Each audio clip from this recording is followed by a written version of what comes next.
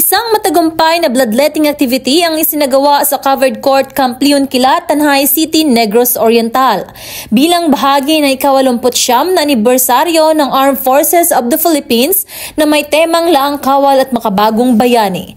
Dugong alay mo, sandigan ng buhay ko. Sa kabila ng masamang panahon, maraming voluntaryo ang nakiisa upang tumulong sa kakulangan ng dugo sa rehiyon. Siniguro ng mga health experts ang ligtas at maayos na proseso at nagbigay ang lokal na pamahalaan ng suporta sa anyo ng pagkain at inumin.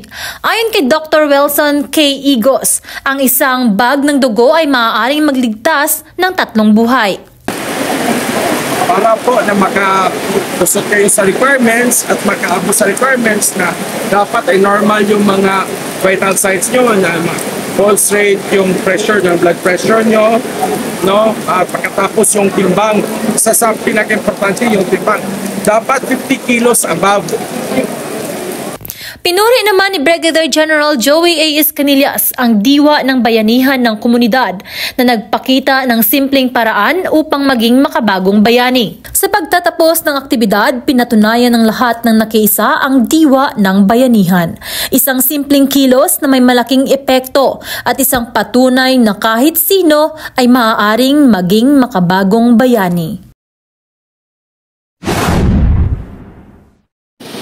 Sa Covered Court Camp Leon Kilat, Barangay Santa Cruz, Bejo, Tanhay City, Negros Oriental. Ako si Joy Sanchez, padayon ng maghahatid ninyo sa kamaturan ngadto sa kalinaw.